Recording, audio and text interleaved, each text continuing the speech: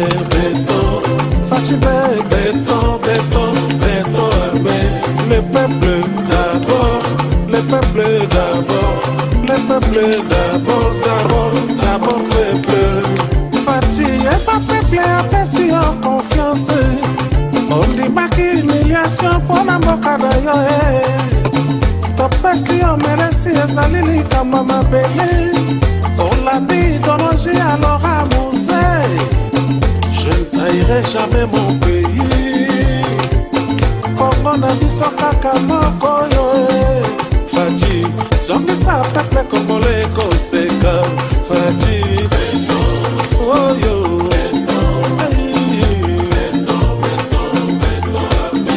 Le peuple. Voilà, chers téléspectateurs de la télévision Top Scoop TV, bonjour et bienvenue une fois de plus à votre chaîne de télévision que vous aimez beaucoup, Obolingaka Mingi. Moi c'est Théo Nganakwe. J'ai le plaisir aujourd'hui de vous voir encore pour partager en ce qui concerne l'actualité de la République démocratique du Congo, pourquoi pas l'actualité de l'Afrique en général si vous voulez, mais nous allons plus nous concentrer sur l'actualité de la République démocratique du Congo parce que nous avons un invité d'honneur, un invité de marque, lui qui est l'un de nous, mais il va devoir se présenter lui-même et tout ça, na esengo ya kuyambaye pour tout cela, na pourquoi na lelo, na tongo na lelo, ça dépend de l'heure à laquelle vous allez nous voir et nous allons bien sûr les recevoir. Azamon Mboka, il est congolais. Je vais l'introduire, il s'appelle Patrick Katende. Bonjour Patrick. Bonjour monsieur Théo. Patrick, on va vous découvrir par nos téléspectateurs de partout au monde. Vraiment, soyez les bienvenus dans l'émission Patrick. Merci beaucoup Papa Théo. Ok Patrick, j'aimerais que vous pourrez un peu se présenter. Merci beaucoup. Je commence d'abord par me présenter. C'est Patrick Katende Pinga, chargé de mobilisation de l'IDPS en Afrique du Sud, Afrique australe. Donc, je suis membre de l'IDPS 100%. Membre de l'IDPS 100%, vivant ici en Afrique du Sud, bien sûr. Merci. Ok, lelo nandeko Patrick Katende, chers téléspectateurs, tout le villa Makamu, la République démocratique du Congo, surtout que nous avons la chance d'avoir Moutou IDPS. Il est mieux placé pour nous avoir des informations, pour nous bino,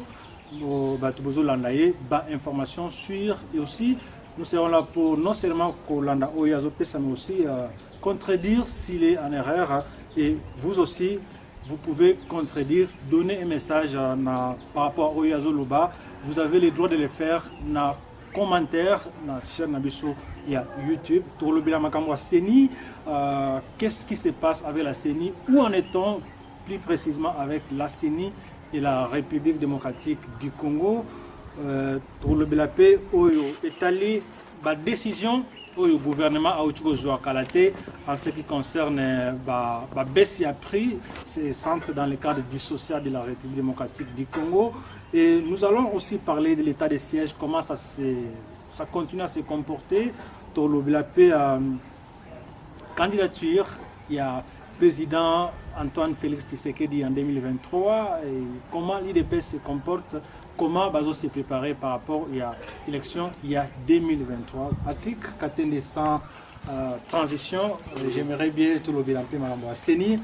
Comment, qu'est-ce qui se passe actuellement dans CENI? Ça bloque, la machine bloque à quel niveau? Ouais, la machine ne bloque pas. Zara qui Makamboza déjà normal. Batunde baza paniqué. Comment ils sont aux salles kambo boyo kanibo bimisa mutu moko. Mais na simawana.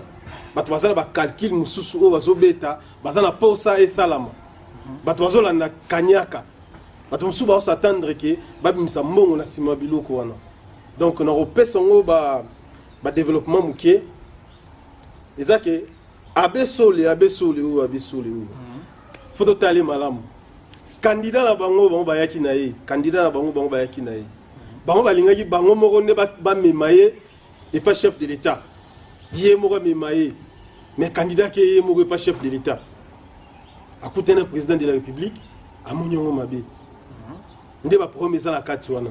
Alors président ayebisaki bango clair ke ngai makambo na bino nakokota makambo la te bokende boresu dongo na famille boresu dongo na baconcession religieuse bato nyonso bavanda esika moko bomisa candidat moko mais bazobanga pamba et puis batika mpe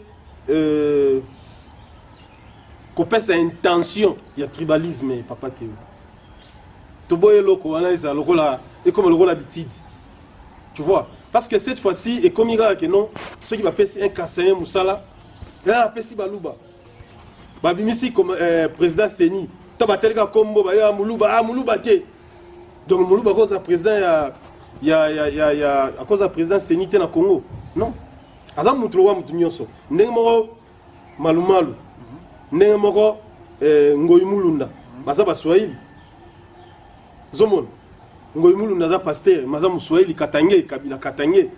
Vous voyez, mais la publié Fachi. Mais ce sont ma erreur peut-être. Les erreurs, ça va tourner, comprendre bien. Oui, c'est passé. Le peuple a pour ça toutes les erreurs où va commettre en ce qui concerne ma camarcénie dans le scrutin passé, tout ça pour ça revenir sur ce naïmoté. On a besoin vraiment peuple a mis sous branché dans la machine ou dans l'organisation qui est de sa président et ça les m'a vraiment dingue. Le Moubani à la source de l'erreur et a passé, c'est répété. Oui, bien sûr. L'erreur y a passé et il a au Salamati. Élection au Salama 2023. Il y a une élection crédible. Pour les élections crédibles, c'est là pour la publication. Ce Fachal qui m'a ça marche aux Zalaté, m'a contesté ou pas aux Zalaté. Pour trouver ça faillu. Trouver ça faillu ou que non, il y a qu'à n'abatuna yo témoin. Bomona parce que liboso gende IDPS azali na mbongo te IDPS azali na travail te IDPS azali ki na moyen te mais cette fois-ci azali IDPS au kalate azali IDPS au pouvoir c'est-à-dire nous travaillons vous voyez to utiliser mon l'état pour lancer la campagne mais to za quand même na droit la partie nyonso azali ba moyen pe IDPS au sala po ya chichi avant kufa lobaka ki mukolo IDPS ke zo pouvoir opposition aux associés opposition za opposition zate kasi pas ça marche total opposition zate biso de bagitan net dans le pouvoir qui est soya marche nyonso oyo ne ko failli lo sala eza marche nini ya pro pouvoir ou bien eza opposition bon ne ko failli lo l'élection rien mo yebi place au télé mais zate to yebisa bino ke avion okita ekitite ekiti ndenge mo pe biloko olia ata bagani soso ekokita kaka po biso IDPS doit partir social ozomona tozobongisa banzela tozotonga bopito tozobongisa yango donc les compatriotes ça ce sont vraiment des discours yo Alibanda mais la réalité est tout autre par rapport à tout baza na plus précisément dans le Congo, on va vivre la situation. Parce que Berem Souto Sala, tout le monde est Congo, ils ont Kinshasa, Congo, ils ont Kinshasa, Congo, ils ont partout, Congo, ils ont Malembankulu, Congo, ils ont Idiofa, Congo, ils ont Nakasumales, Congo, ils ont partout. Il faut tenir compte parce que nous sommes. Alors, l'autre monde, c'était jeudi, tout le monde il y a Lucha accompagné à SID, jeune à SID, ça les trouble vraiment. Ils se sont mobilisés pour tenir les bossos et à parler de la nation pour réclamer toujours dépolitisation. Il y a Seni, on a besoin de ça que Seni est vraiment dépolitisée, est indépendante, est inclusive, sans que ma couleur politique est à la tête parce que vous soupçonnez déjà IDPS pour préparer ces numéros pour gagner l'élection en 2023. Tu as gagné par rapport à nous. Tu dois partir de la masse. Tu dois partir de la masse. Tu dois partir aux que non, tu dois mobiliser partout Congo international. Il y a un leader moroté, il y a Congo, il y a Maël, il y a Fachi. Les États-Unis, l'Europe, l'Afrique du Sud, Mokili Mobimba. Il y a des racines partout dans le Congo. Et puis, nous avons toujours pouvoir de travailler car nous avons Tchitcha Lobaki. Ah, il y a Tchitcha Lobaki. Ceux qui ont des pouvoir, opposition aux alliés. C'est-à-dire, tout ce que vous pensez que vous pouvez faire ça, vous êtes au salon déjà. Pour te convaincre déjà la population, avion okende bandu na avion okende Kasai na avion banzela ya makolo eza lisusu te ozomona banzela ya makolo eza lisusu te voyage comme facile oyo aza na besoin ketala bandeko na mbujima yo kofuta mwa bien na avion ketala bandeko na yo na Goma mokili ma voyage comme sous VIP te voyage eza sous VIP te oyo samuto okende yo so si mutu biso anona kenda Lubumbashi beti da machine ke c'est ka dépenser mungu belé c'est ka sana mungu belé or raison na ngolo ka danger te c'est on a izaba signaux. Nous félicitons d'ailleurs les présidents pour ces signaux. Mais il y a beaucoup à faire. C'est vrai que les pays ne peuvent pas être stables sur tous les plans en un mois, en une année, 2 ans. C'est un processus, bien sûr. Alors, Neko Patrick Katende, tout le monde. Voilà, Neko Patrick Katende, tout le monde. C'était vendredi, plus précisément, que. Expert militaire américain à côté na Congo, à côté na Kinshasa, parmi bango par le gouvernement, qu'est-ce qui se passe? Qu'est-ce qui justifie la présence américaine na Congo sous na RDC? Ouais, présence américaine na Congo na RDC, tu es aussi lisana nous ba. Moni ba yuma na bana kata ba zamba kuno ba ka saki ba zamba kaskolika l'état. Nous gagner l'état za la raté.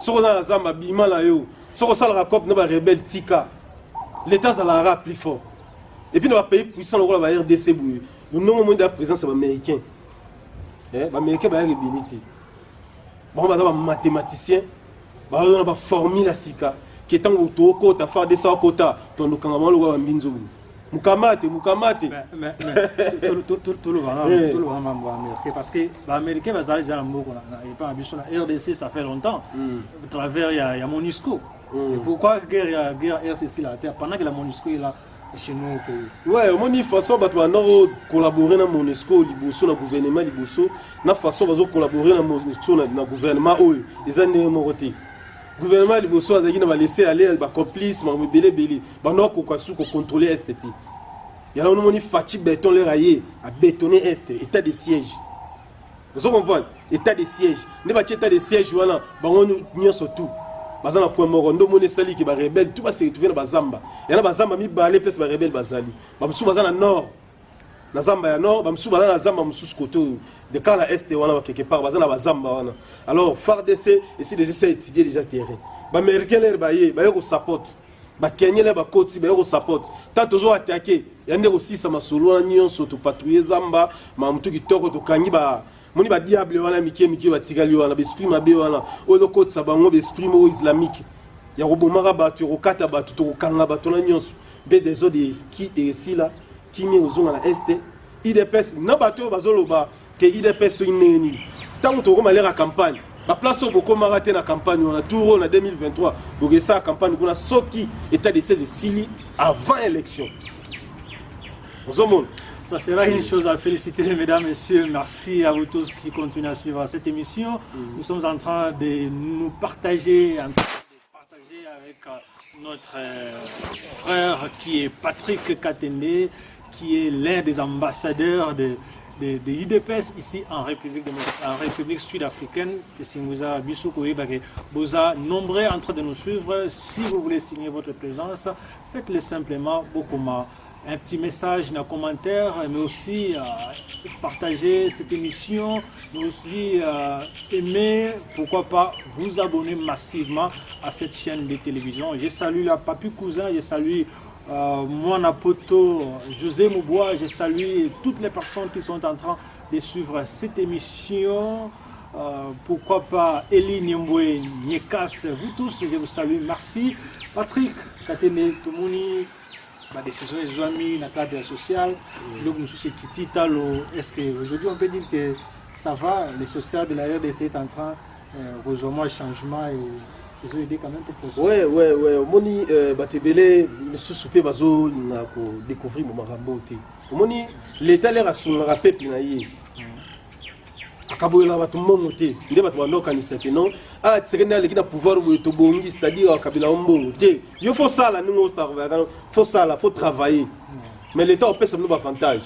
Que sur le mot que Lubumbashi au foot avion moins cher, que Lubumbashi au sali ba cop na o, son ba diamant là, son ba or na yo, son bi cuivre, ba pèse nous accès bancaire, Beaucoup de femmes, tu vois, l'État, le salaire à moi bien, et puis les sous-soupés, l'État a l'air à zopé, il y aura nos séminaires, il dépêche de nous pouvoir où. Mon tarot, tu l'as reçu sur Zaki, mon cher. Il y aura ça. Là, il est aussi 37 ans, il y a combat, 38 ans de combat, tu as pouvoir, au bon moment, tu as 10 ans, mon cher, à taille. Ton salaire bien, tu vas nous voter à Bissau. Et puis, voilà, ça, on négocie. C'est-à-dire, au niveau de Basco, Fatia, on tient le pouvoir éternellement, ou bien il a gagné. Fatia, on tient éternellement. Tu dois comprendre bien. Dans le but, IDPS n'a pas pouvoir au yo. Dans le but, bien IDPS. IDPS, ok. Dans le but, que Fatia n'a pas pouvoir au. Dans le but, IDPS n'a pas pouvoir au yo. IDPS continuellement. N'a pas pouvoir au. Mon robot tout le monde va voir ça ça pour te nyo comme en opposition tout le monde va malgérance na Congo ba détournement de fonds tout ça donc ba genou mboka biso photo zongi ça pena mboka ba taxe no ce quota recette à l'été quota to kangisa mo monga bien to no tonga mboka yango na sûr que gouvernement dit ba décision mikolo que bazo fongola banzela na ba milliards d'euros c'est-à-dire attention ba tchonga makadam te mais au fait au fongola nzela ke mutako kumba voiture ti au comme penalty na gikuit au côté penalty na 4 kuna na voiture c'est-à-dire voiture ata tracteur bien le rognos et aux alawala que mutaza na accès yo kino kosomba biloko na province to na village place mo musika aye na ngoti na ville biloko bima pour la sécurité sociale parce que ceux qui ne les a bien té masango go mabukanga lonzo ce que ma dès peut ou côté musu et oyande très important. Hein, oui, il y a un gouvernement il faut rebondir la pour na bango. Les gouvernement moko bétonné, les a béni par Dieu. C'est un gouvernement moko ils a gracié par l'Éternel mon cher. Si tu talib bien depuis Fatia côté na pouvoir. Talara depuis Fatia côté na pouvoir. Et là il bossa longo sur na bombo FCC. Muto muso aza na compte bancaire mo côté refélé na compte na ye $50,000 meilleur voyageur n'a été. Même moi, j'ai mon frère de mission. Baba non depuis 2011. Style lélo. Bah toi là tout qui va témoignage na bango mission sous limité babi. Il y a pas de problème. Kasi la mission de. Mission n'est toujours pouvoir. Ce sont. Ndé kolanga yi na mission n'est toujours pouvoir oyo. Et ils ont les sous-souté. Pour l'Afrique d'ici tous ont mobilisé. Tous ont mobilisé partout. Et puis sur le Congo, tous ont la base. Tu vois, aux États-Unis, tous ont la base. En Europe, tous ont la base. Tu vois, donc, biso pouvoir auto maintenir, moutoir au tien tembe.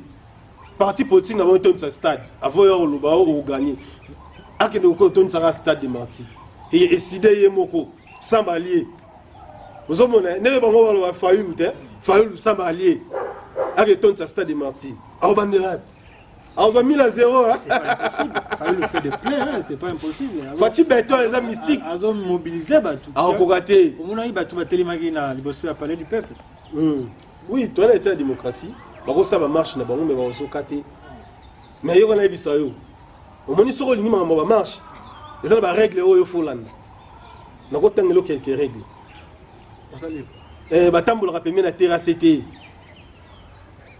Balata ba buta minene té so que marche. Et puis balata la chemise à pembete. Et puis mususu pe lisusu. Faut yeba ngo hein. Ah nous va tous ni ngabo de ça ba marche. Pour yeba balobe la policier français té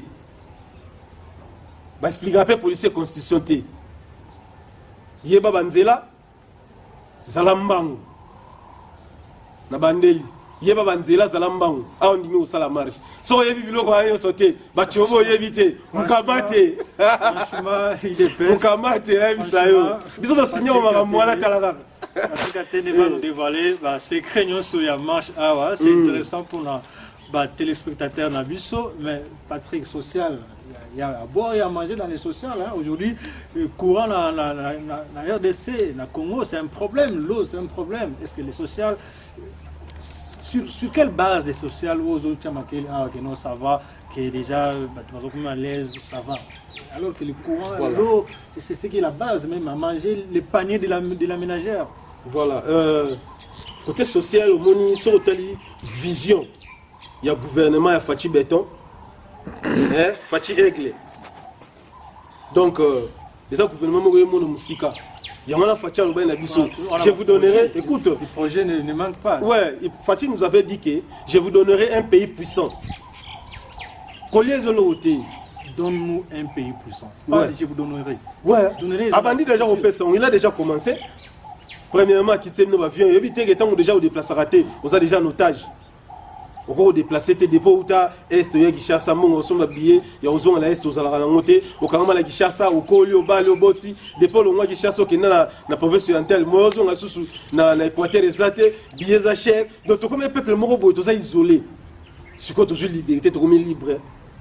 Oza na katanga lingo ke na Kolwezi na oza mbashongo ke Kolwezi oko fita même sous $70 ozo avion qui avec donc avec $150 ok na Kolwezi donc ça au moins la facilité déjà premier soin et puis sans oublier mon cher le domaine social le gouvernement a signé les sous ba document oyo bazo pesa ba tarif ya biloko nyonso olia c'est-à-dire olia soso moni so ok concerné Mambolia social, que vous avez parmi Mambolia. Le gouvernement ici déjà a signé un document. N'enga va signer Mambo avion. N'enga va toi le bain la biso que non. Bon le bagi boro quitter sa avion, il est l'avion qui tité. Vous comprenez? Bon mo ba yebi. To zongi sous na deuxième temps.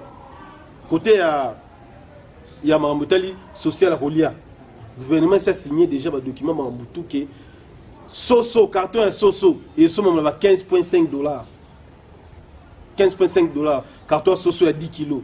Bino de Bolingami Panzi. Bino de Bolingami Panzi. On reçoit carton il y a $16. 1 kilo à Thompson, 1 kilo à Thompson. Poisson de mer. Congo Mobimba. 1 kilo c'est $1. C'est-à-dire, tu revends la bouille, tu mis dans ma salle. Tu as 5 Soso, tu as tombé dans le biso. Mais tu as absolument balé. C'est à féliciter, c'est une bonne chose, ils avaient une initiative malade parce qu'il y a une population dans la posa, parce que Kolia, c'est ce qui préoccupe d'abord la population congolaise, mais aussi il faut voir tous les aspects du social parce que c'est très important. Mesdames, Messieurs, nous allons prendre une petite pause et nous allons rentrer juste après cette publicité.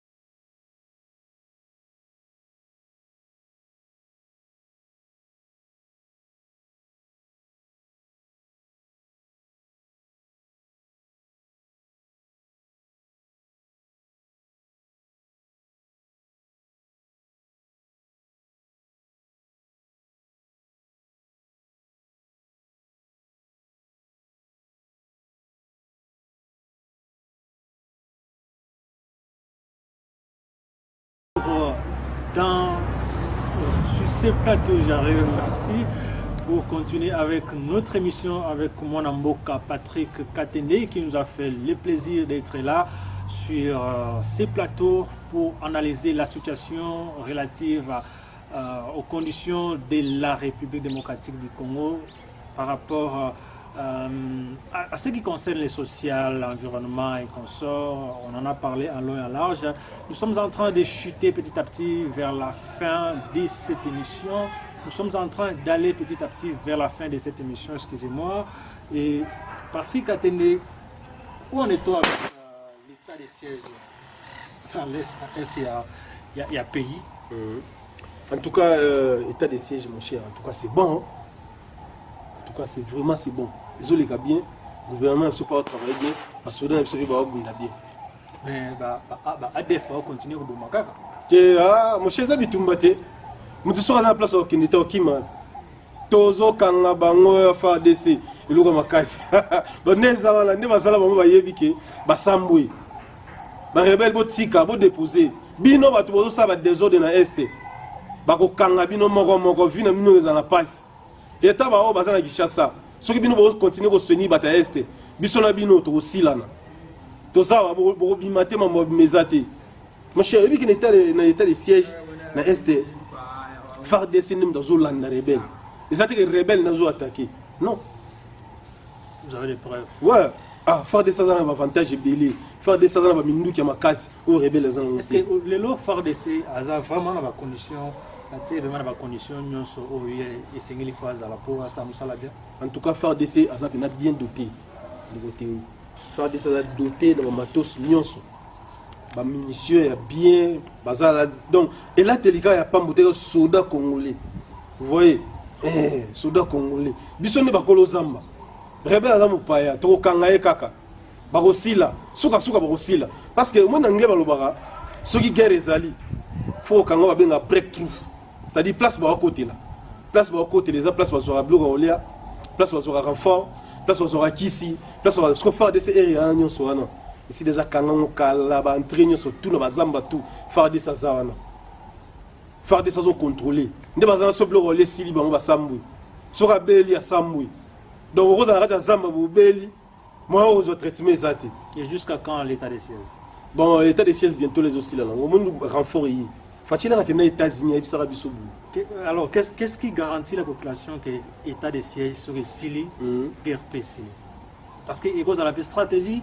Bah, rebelle, bah oui, non, l'état de siège ici, la fin du mois, le mois prochain ou le mois suivant, bah, ils ont les sous. Qu'est-ce qui va garantir la population que l'état de siège soit Bakati qui me continue à mort? Parce que les rebelles, bah, toujours capable de la raison. Non, pendant tout ça, on a Est, ils ont la guerre. Pendant on a Est, ils ont instauré l'autorité de l'État. C'est-à-dire, ils ont mis les au gouvernement passé à Zongisa. Atika area on a policiers à la raté, soldats à la raté, juges à zaté, donc des ordres de battre avant rendre l'autorité de l'État est zaté. Vous voyez, ce que Fatia état de siège pour instaurer l'autorité de l'État, c'est-à-dire avant que côté na Congo faut pas yeba o azanani o salanini autant mon mi beko selon mboka ningi tambola. Jamais yo étranger ko ya mboka bato koti ozana munduki. Ubimina butu bo sangana ba congolais bo ko boma bato. Non. Jamais étranger dans Mboka Batou, aux autres minéraux dans Zamba, Bossangani étranger sous 10, 20, Bossangani Mindu sous 7 dans ma machette, beaucoup de Nagata Zamba, Bondo aux or. Tant que vous avez un Mboka, vous avez un Bozuye, Bobomier, soit vous sali la violence, tout ça, allez vous minéraux qui. Et de l'autre côté, l'instauration à l'état de droit, ils ont déjà effectif à Congo. Oui, autorité de l'État dans l'Est, mon cher, je te dis que, en tout cas, béton. Tous les gens ont lissu le lissu. Tous les gens ont boui. Fati chua. Aigle vision. Donc tous les gens ont boui. Mesdames, messieurs, c'est Patrick Katende avec ses humours, vous comprenez. Il est de l'IDPS passionné de ces partis. Mesdames, messieurs, nous sommes en train d'étendre petit à petit vers la fin de cette émission.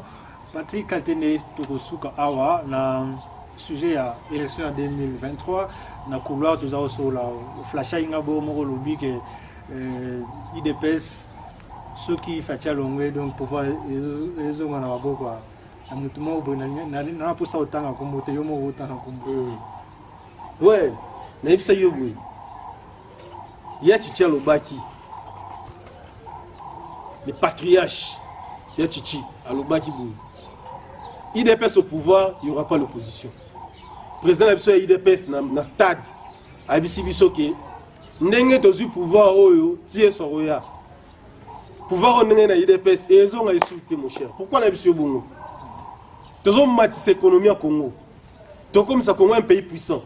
To peut ça congolais carte d'identité. To peut ça congolais valeur na miso bato. Tu vois? Donc mboka na biso ezo mata. Imagine un peu que non, budget ça na c'est toujours bunda to quand ça va recette, toujours quand ça va recette. To comme si Congo na budget mo alikolo mo matière comme belé na réserve à l'état.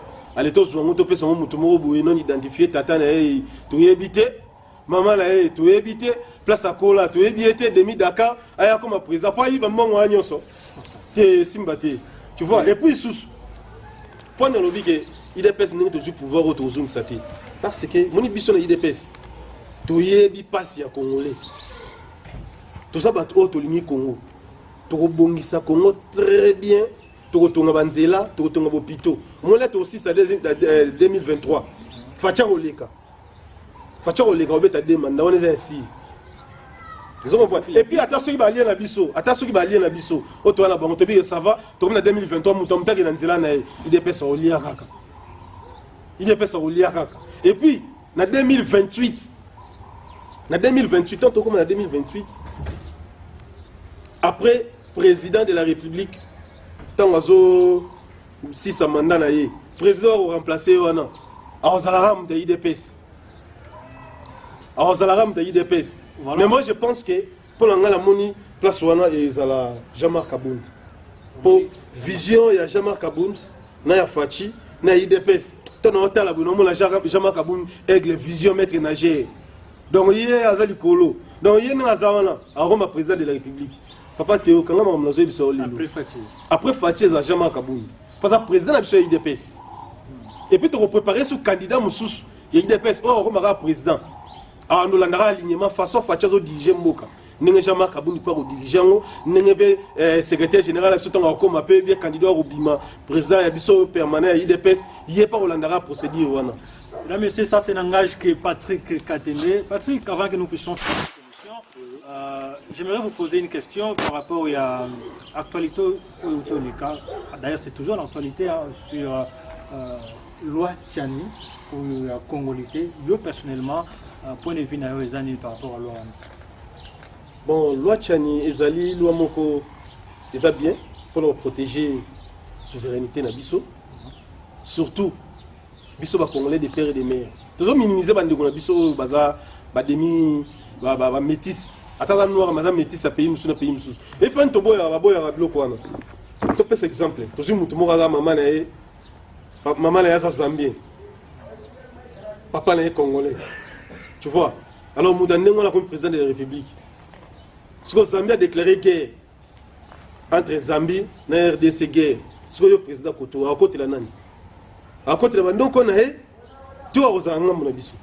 Ça dépend. Il y a un homme ici pour le boire babilo qu'on a nyos. Tu as des limites. Ne pas mourir nyos les arabes. Ata a mourir tu vandia. Les arabes bongo. Ce qui est au na moi mboka oyo. Moi la rose nationalité à mboka oyo. Mais encore ma président de la République, encore ma généralité. En un mot, à Vinayo, vous êtes pour ou contre loi? Nous avons pour loi.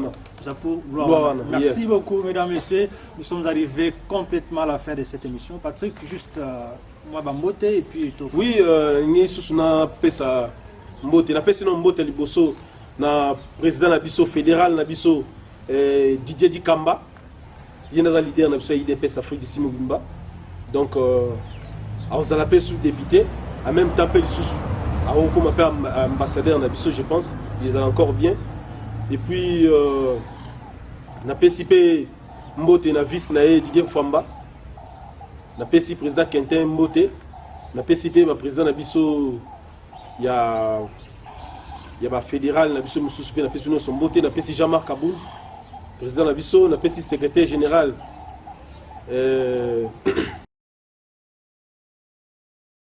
napesi mpe mbote na pasta papi kabea de marti stade de marti napesi bino mbote trop napesi mpe lisusu bandeko na biso doyen de doyen napesi mbote ebele bao mpe baza na Kinshasa fils Mukoko merci beaucoup place ozali napesi mbote ebele mais mon cher écoutez ngai na lobelo moko oyo ekoki ko très rapidement Patrick fils Mukoko aza mutu na biso ya IDPS toboyi ete mais omoni respect na bakonzi ezala très important conseil na opesa ye aza na komikisa ndeko bakonzi wana tolobela on a émission mosusu on va préparer toute une émission pour ça afin que vous adresser vraiment un message na fils Mukoko. Merci beaucoup chers téléspectateurs, les rendez-vous et puis prochainement tout ce que vous faites, faites-le bien car votre bénédiction en dépend.